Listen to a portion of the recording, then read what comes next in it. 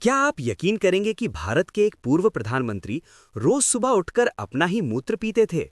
सुनने में अजीब है, लेकिन ये दावा सिर्फ अफवाह नहीं, बल्कि खुद उनके द्वारा स्वीकार किया गया था।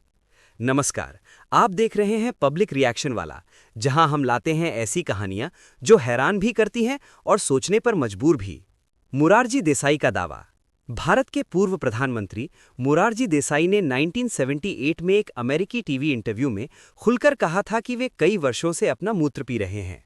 उनका मानना था कि मूत्र शरीर का शुद्ध हिस्सा है, ये कई बीमारियों से बचा सकता है और ये एक तरह की प्राकृतिक दवा है। दिलचस्प बात यह है कि वे लगभग 99 साल तक जीवित रहे और उन्होंने दावा किया कि उन्होंने कभी आधुनिक दवाइयों पर निर्भरता नहीं रखी।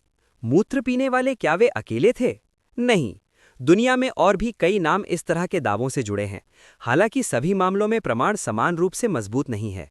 बेयर ग्रिल्स, उन्होंने सर्वाइवल स्थिति में मजबूरी में मूत्र पिया, न कि स्वास्थ्य लाभ के लिए।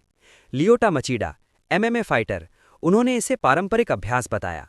परेश रावल, एक बीमारी के दौरान सीमित समय के लिए इसे आजमाने की बात कही। कुछ अन्य नाम जैसे मडोना आदि से जुड़े दावे ज्यादातर इंटरनेट अफवाहों पर आधारित हैं। मूत्र पीने का विचार आया कहां से? मूत्र चिकित्सा कोई नया विचार नहीं है। प्राचीन भारत में कुछ परंपराओं में इसे अमृत जैसा माना गया है। योग की कुछ धाराओं में इसका उल्लेख मिलता है। प्राचीन रोम में लोग दांत साफ करने के लिए भी इसका इस्तेमाल करते थे। पुराने समय में घाव साफ करने में भी इसका उपयोग किया जाता था। ये सब उस समय की सीमित चिकित्सा समझ और संसाधनों का हिस्सा था। विज्ञान क्या कहता है? आज की आधुनिक चिकित्सा इस प्रैक्टिस को सुरक्षित या प्रभावी नहीं मानती।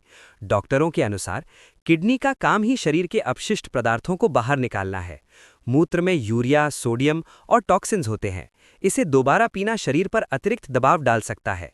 इससे डिहाइड्रेशन, इलेक्ट्रोलाइट असंतुलन और पेट की समस्याएं हो सकती हैं। सबसे महत्वपूर्ण बात, ऐसा कोई वैज्ञानिक प्रमाण नहीं है कि मूत्र पीना किसी बीमारी का इलाज करता है। निष्कर्ष, तो क्या मुरारजी देसाई की लंबी उम्र का राज यही था, या ये सिर्फ उनका व्यक्तिगत विश्वास था? सच्चाई ये है, उनकी आदत वास्तविक थी, लेकिन उसके फायदे वैज्ञानिक रूप से सिद्ध नहीं हैं। आज के समय में इसे अपनाना जोखिम भरा माना जाता है। कभी कभी इतिहास हमें ऐसे किस्से देता है जो हैरान कर देते हैं, लेकिन हर पुरानी परंपरा सही हो ये जरूरी नहीं। अब फैसला आपके हाथ में है। क्या ये प्राकृतिक उपचार है या एक गलतफहमी? कमेंट में अपनी राय जरूर बताएं।